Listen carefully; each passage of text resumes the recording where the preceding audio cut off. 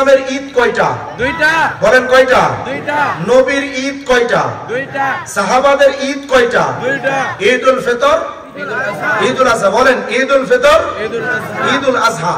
এই দুইটা ঈদের বাহিরে নবীর কোন ঈদ আছে? সাহাবীদের কোন ঈদ আছে? তাবিদের কোন ঈদ আছে? মুস্তাহিদিনদের কোন ঈদ আছে?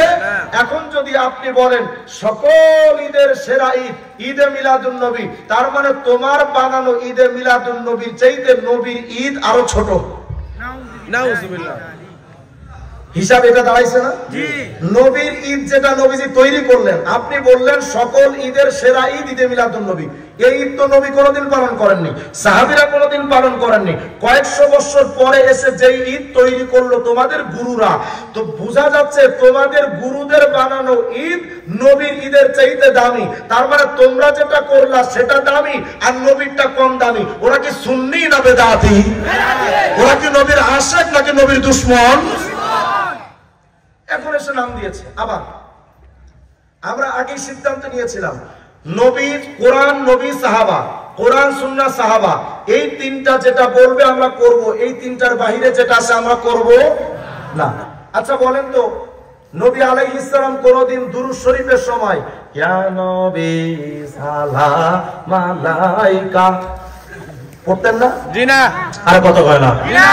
ওলালে সুয়ে দিনা নবী মুহাম্মদ আছে না নাই? আছে। আচ্ছা বলেন নবী আলাইহিস সালাম দুরূদ শরীফ পড়া এই উলা আলে সুল্লি আলা সুয়ে দিনা পড়ছেন না? আপনারা পাইলেন কই?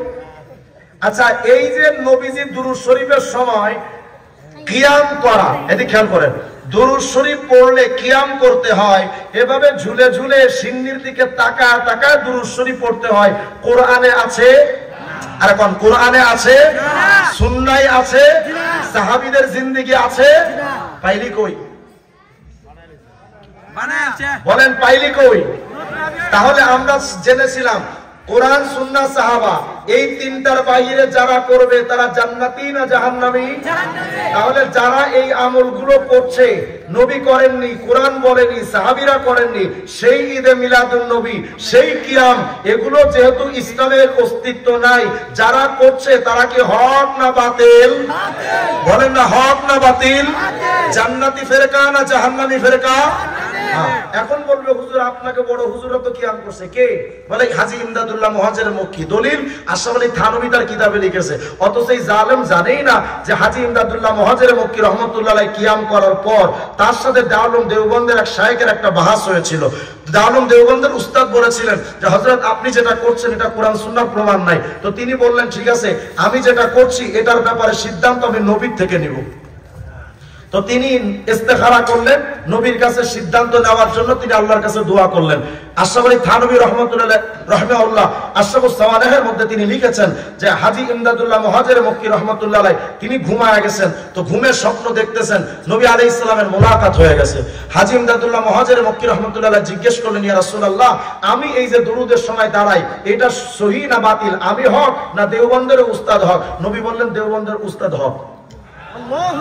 এরপর থেকে হাজী ইমদাদুল্লাহ মুহাজির মক্কি রাহমাতুল্লাহ জীবনে কখনো কিয়ামও করেননি, কিয়ামের পক্ষেও কথা বলেননি, কিয়ামের বিপক্ষে কথা বলেছেন। সুতরাং এই বক্তব্য দিয়া তোমরা আমাদের হিট করো কেন? এখন বলেন কোরআন, সুন্নাহ, সাহাবায় ঈদে মিলাদুন নবী আছে? কিয়াম আছে?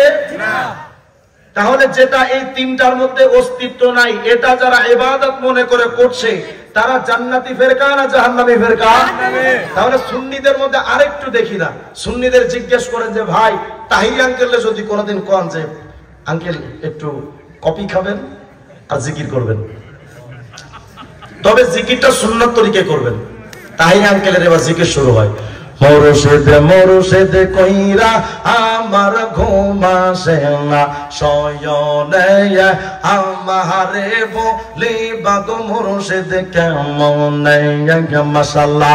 আই হায় আছে না নাই? আচ্ছা বলেন তো এই জিকির কোরআন সুন্নাহ সাহাবায়ে আছে? না। ও মুর্শিদ ও